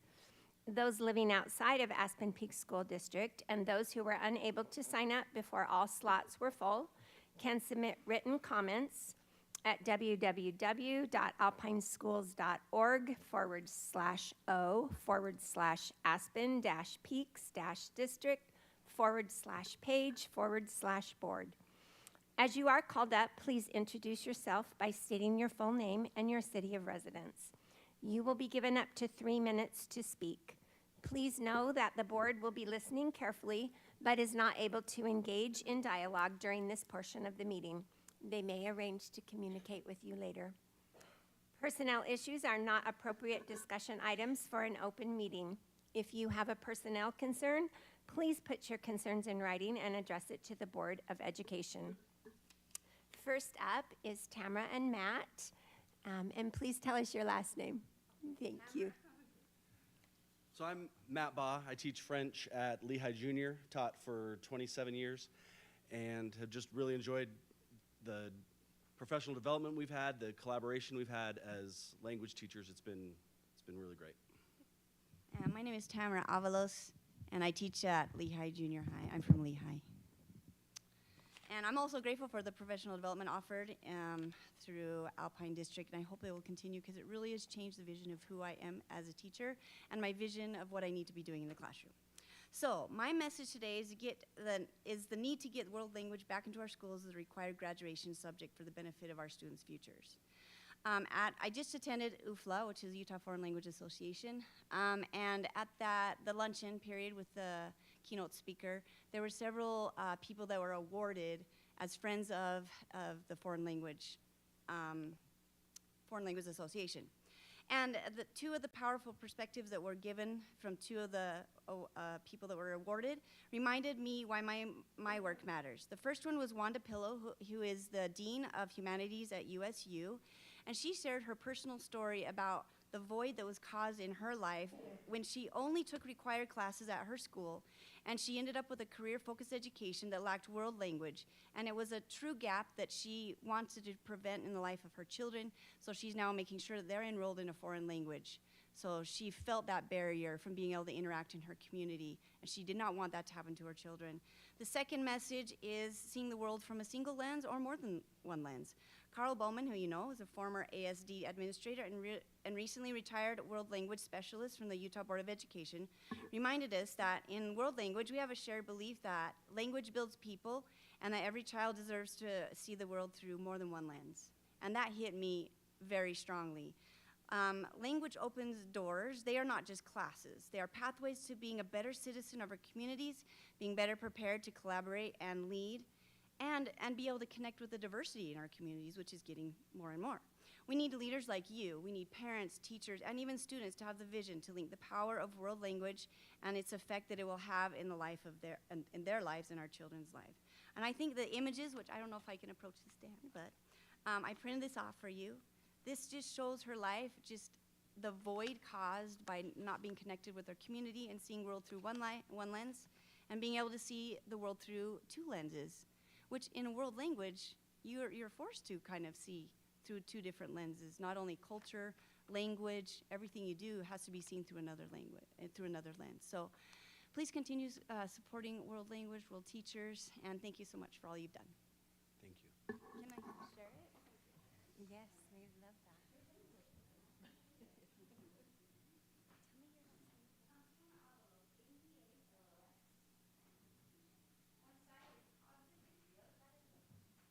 Thank you, Matt, and thank you, Tamara. We appreciate it. Next up is approval of minutes for the March 12th study session and board meeting. Do we have a motion? I move to approve the minutes from the last board meeting. Thank you. Do I have a second? Second. Okay. We have a motion from Board Member Brammer and a second from Board Member Sparty to approve the minutes from the March 12th study session and board meeting.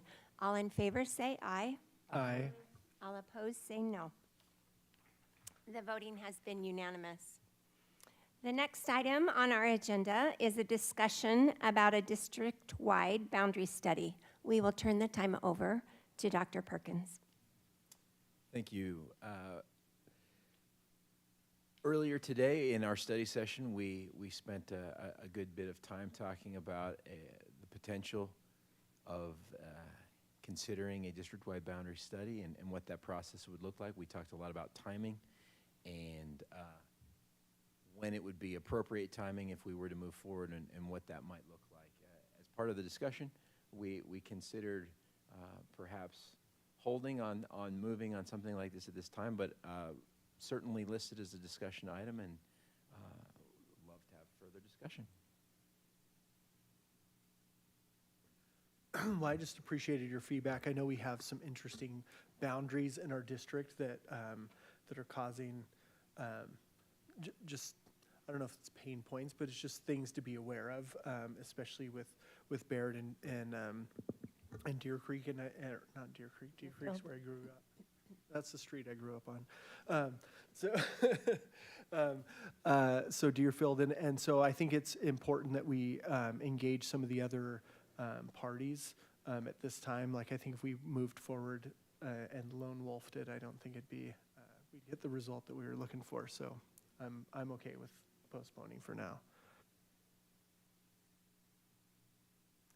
So one of the concerns is if we as Aspen Peaks Board move forward with this boundary study for Deerfield and Barrett, that also Timpanogos District is involved in that. And so we're thinking that perhaps it might be more appropriate for Alpine to take the lead on that portion of it. And we don't want to have boundary studies going on at the same time. So that's another consideration.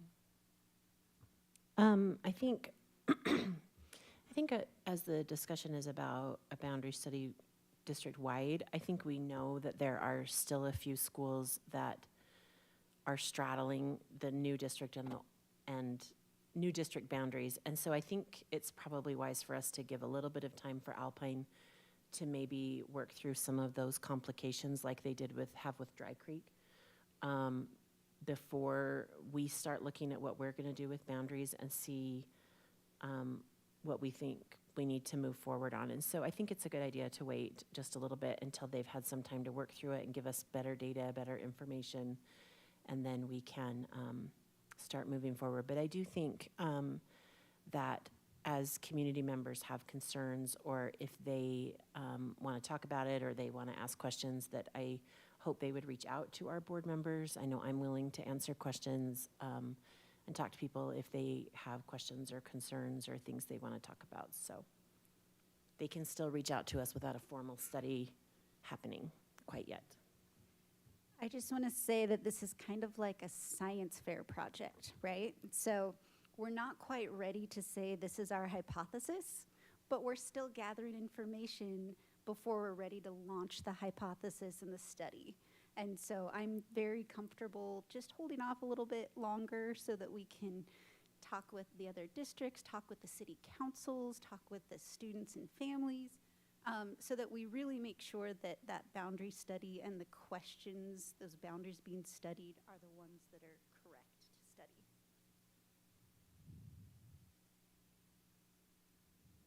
I do think it's important to note as well that there was a media article that was published that misrepresented the discussion and the action that this board has taken. We want to be very clear that no action has been taken with regards to a district-wide boundary study yet.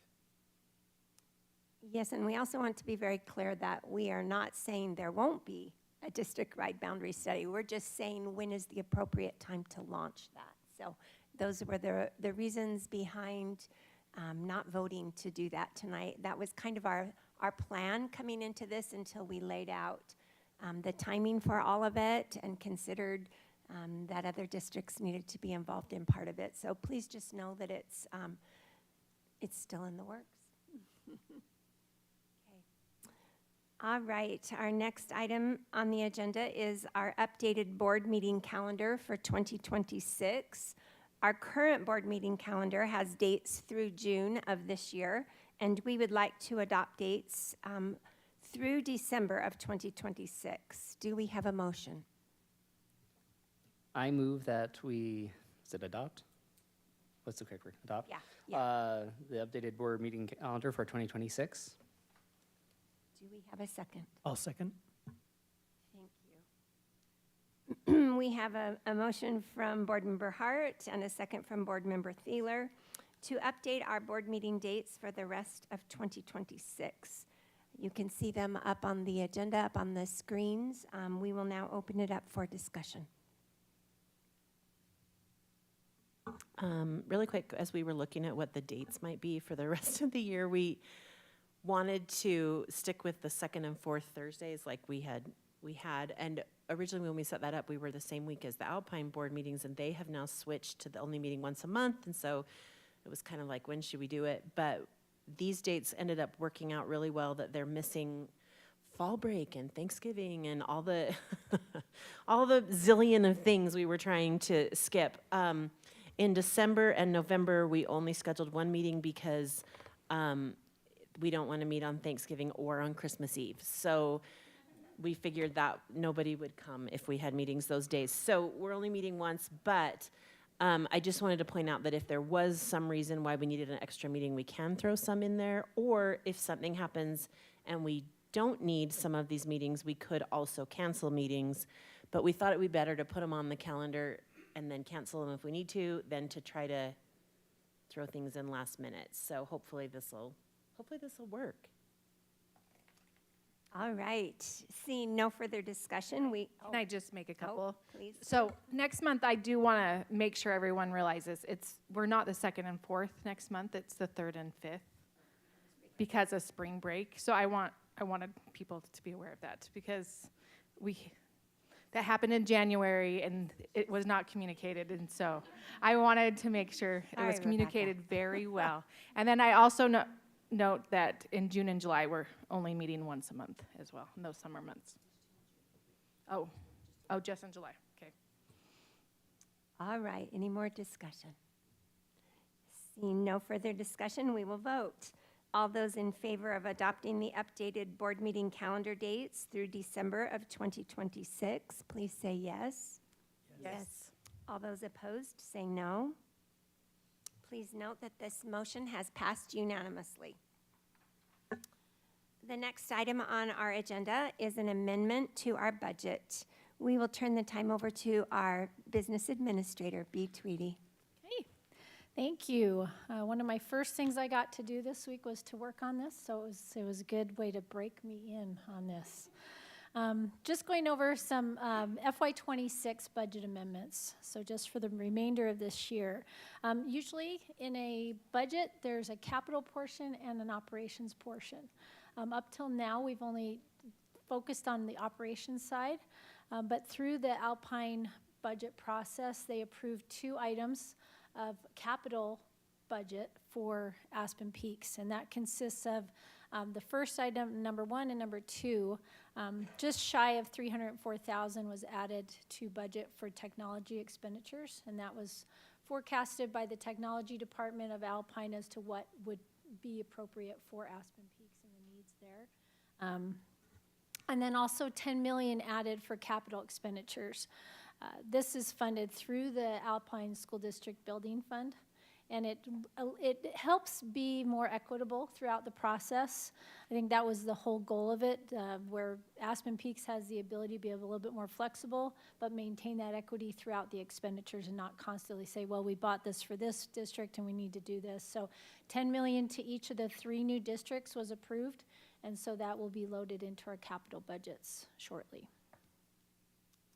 Thank you. Oh, keep going. We're There's going to there's keep another going. one. She is still doing it. Sorry. Yep, babe. the next sheet. So the next part of this is the operations budget. And you can see here, we're looking at the original versus revised, and that's what we worked on this week is the revised budget. The original budget, as some of you know, was one of the first things that you put together, and we had the opportunity that now we have more information, we're able to refine those numbers and work through those numbers. And we actually used Aspen Peak's account numbers as we filled those in, not just, we just try to be very specific on line items and things like that to help us give more information. But that was part of that. And before I get into that, part of using those account numbers, if you look at the expenditures section here on this slide, you can see just 6 line items. I just want to take a quick tangent to show you how we got to those 6 categories. I know that Board Member Knight and Board Member Bonner were putting this together, and I tried to stick with those same categories.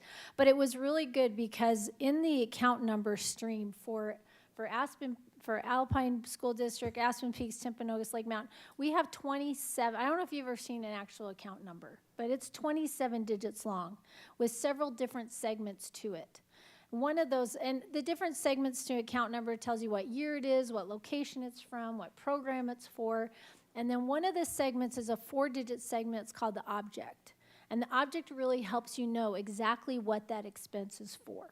And so these expenditure categories really focus on what object it is. So for example, salary, it's a 4-digit number, but salary, you know, any object that starts with an 01 is salary.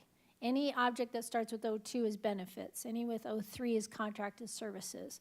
Other purchase services, 05, materials and supplies, 06, professional dues, 08. So when you're looking at those objects, I'm like, oh, I know that's materials and supplies because it's an 06. And sometimes in business services, we go 06 or 05, you know, that's how we talk. But anyway, so that was really helpful as we tried to group these together. So just as a little informational part for that. But if we look at the salary line, you can see there was a big decrease in that. And most of that was, again, we have more information than we had when this was put together. We didn't know that Alpine was going to cover the base salary for the superintendent, the executive assistant, and then also the business administrator until June 30th. So that made a big difference in that. The other part of the salary that made a big difference was not as high of a communication expense that we may have. Superintendent Perkins has looked at some other options for getting some communications help with social media, and that's going to be more of an hourly technician, so that brought that down.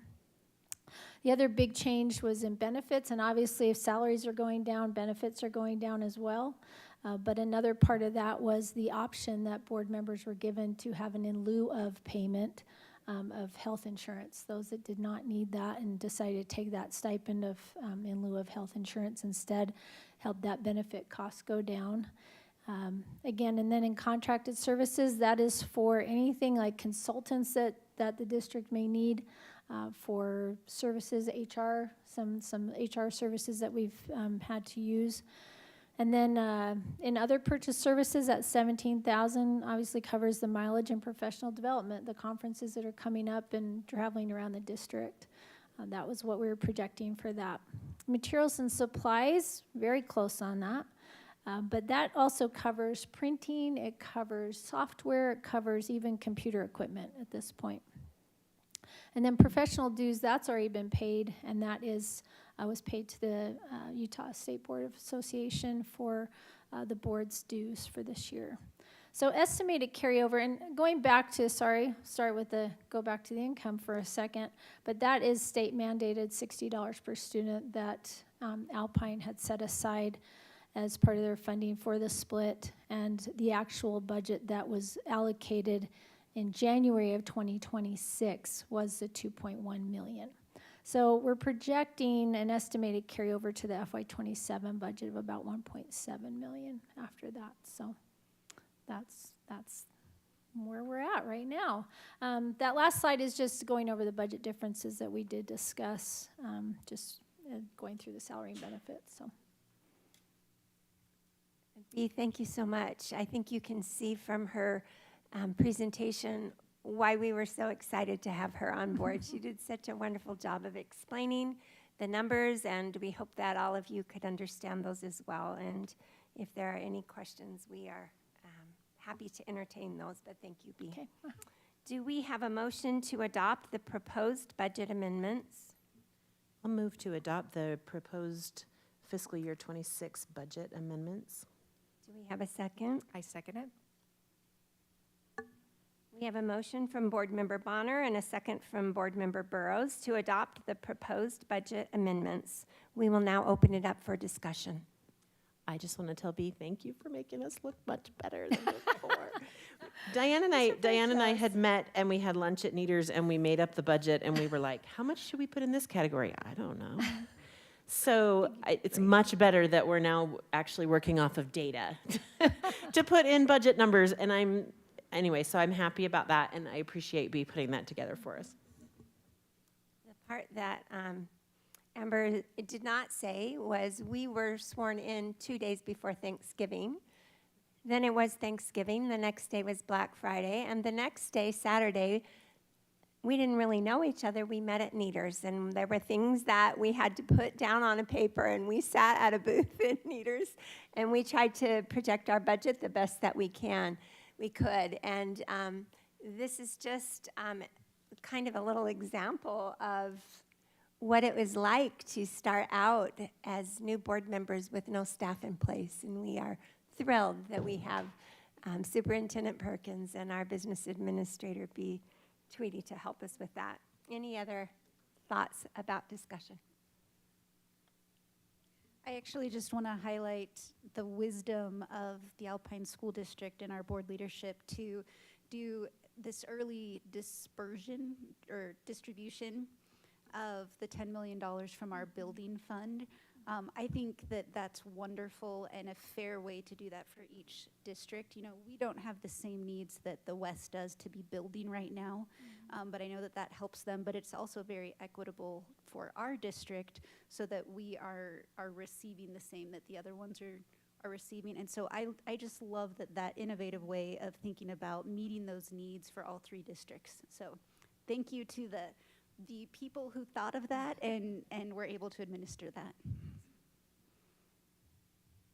I'm actually appreciative of those dollars also, and appreciative of the Alpine Board and the Timpanogos and Lake Mountain boards for being, I think all of us were in agreement that each of the 3 new districts has a few capital things they need to deal with. And it would be better to try, I think all of us want this transition to be as smooth as possible. And so trying to get a few things in place to help smooth out that road. I'm grateful that I'm really grateful that all 3 new boards and the Alpine board are working together really well right now to hopefully make this transition easier on our students and our community and our teachers and all the employees and everyone. So I'm really appreciative of that. All right, seeing no further discussion, we will vote. All those in favor of adopting the proposed budget amendments, please say yes. Yes. All those opposed, say no. Please note that this motion has passed unanimously. It is now time for our board member reports. Does anyone have anything they would like to share? I do. Oh, Nikki, do you want to I'll go go first? after you. Okay. I just wanted to say, and hopefully I'm jumping in before Nikki says the same thing. Dr. Perkins has set up some tours of we're trying to get to all the schools in Aspen Peaks over the next little while, and Dr. Perkins has set up these tours, and as many board members as can are coming, and I wasn't able to come to the one they had last week, but I was able to go this week, and we visited Mountain Ridge and Sky Ridge and Viewpoint. And I just want to give a shout out to all of our employees and the incredible and amazing things that are happening in each of our schools. I love that when I come into each school that there's just, they just have their own, I'm going to say vibe, but you know, like they have their own feeling, but you can tell how welcome the students are and that the community members are welcome and that great things are happening. And I love hearing about all of the unique things happening in each school and the good things and the challenges and all of the different things that are happening. And we've met with some great people, and I'm just grateful to our schools for hosting us and hoping that we'll get to lots more soon. Well, I just wanted to give a report. So I'm the chair of the policy committee. Board member Thieler and board member Sparty are on that committee with me. And we met last Thursday to talk about how we're going to approach writing our new policies. And we just wanted to share with the public kind of how we plan to approach that. As a general rule, we plan to adopt Alpine's policies with their current numbering system. And then we will begin working to adapt those to Aspen Peaks. But by using their same number system, it'll help us to keep track of the ones we've gone through. And then if you follow Alpine School District, you've probably noticed that they tend to revise 2 to 4 policies each board meeting and just share those. And we'll probably follow that same model. And we will share that for review at one board meeting, and then we would put that for a vote of approval at the next board meeting. We are not lawyers, and we don't have a lawyer to be doing this, and typically you do want legal to be reviewing it, and so we're going to figure out what's the best way to make sure we're not changing the laws illegally. However, I think if we stay close to what Alpine has done and just make adaptations for Aspen Peaks, we can't go too far. We have also received a lot of emails since we were all sworn into office. And so I'm just maintaining a spreadsheet of different ideas when we receive emails from teachers or from parents about different policy issues. And so we will approach those as we can, along with policies that need to be addressed in a timely way. And so as we do that, we'll probably reach out to those that have contacted us so that we can better understand the issues if we've received emails. And then we'll bring the different committees, the different professionals into discussions before we write those policies. So we just wanted to share that with you, and in the next few weeks to months, we'll start introducing some of those policies. Okay, I want to talk about a couple of things. I'm glad you brought up our school tours. That's been a lot of fun. I've been able to go to 4 of the schools so far, and we have a couple more tomorrow. So fun to go into the schools, see the teachers, see the students in action. One of my favorite things is that each school thinks their school is the best. And they are, right? That's the best thing. If students and teachers think that their school is the best, we're doing something right. We're making them feel like they've got it good, and we want them to have it good. I also want to mention that we are adding another tour, but this is yes. It's a gratitude and listening tour. It's starting next Tuesday at each one of our middle school / junior highs. We'll be hitting all 6 of them, and this is for our communities, our teachers, our students. Anyone can come. We will have one of our cabinet members, or we will have at least 5 cabinet members and board members there, and we're excited to welcome you all to come to one of those, talk to you. Being on the communication committee, I just saw new stickers that were created, because we want all of you to be a part of this creation. We want, first of all, to concentrate on gratitude. And we also want to learn from all of you, and we want your input. We want you to help us create the best district we can make. I saw like a new sticker was created, and I am excited to get my hands on one of them. If you come, you can get one. So I just wanted to plug for that. I hope that all of you in this room, but those watching and those that hopefully will watch later, will want to come and be a part of all of this. We're going to get those dates up on social media really, really soon. Like tonight, I'll do it.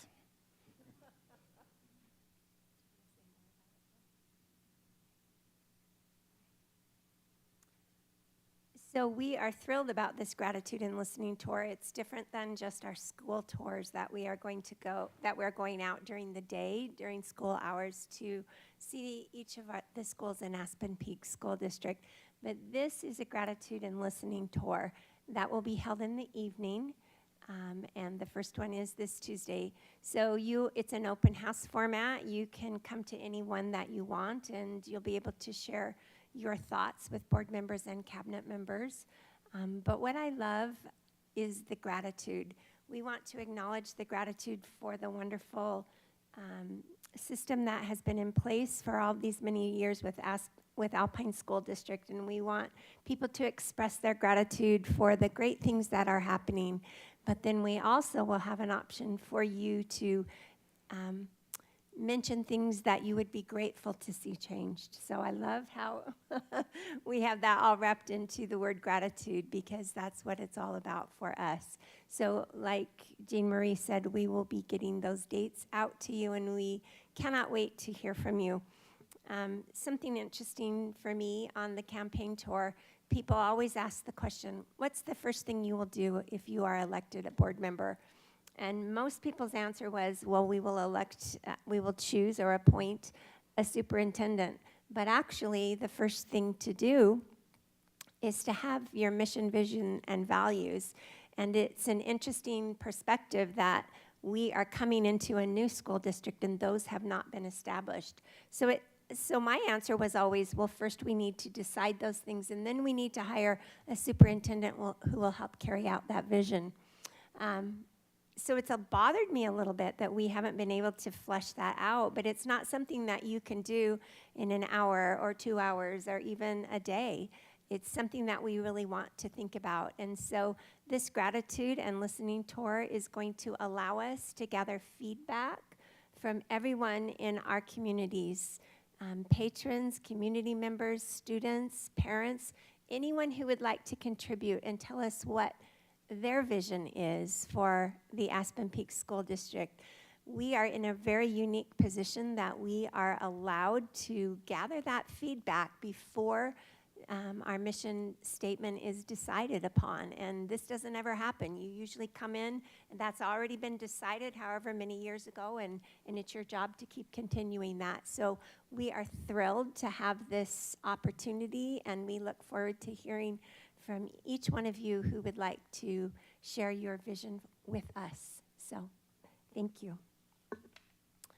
All right, as there is no further business, do we have a motion to enter closed session to discuss personnel, property, and litigation issues? I move that we enter closed session to discuss personnel, property, and litigation issues. Thank you. Do we have a second? Second. Thank you. We have a motion by Board Member Thieler and a second by Board Member Brammer to enter closed session to discuss personnel, property, and litigation issues. This requires a roll call vote. Board Member Sparty? Yes. Board Member Brammer? Yes. Board Member Bonner? Yes. Board Member Hart? Yes. Board Member Burrows? Yes. Board Member Thieler? Yes. And Board Member Knight? Yes. This motion has passed. We will now enter closed session at 6:39 p.m. Thank you all for coming.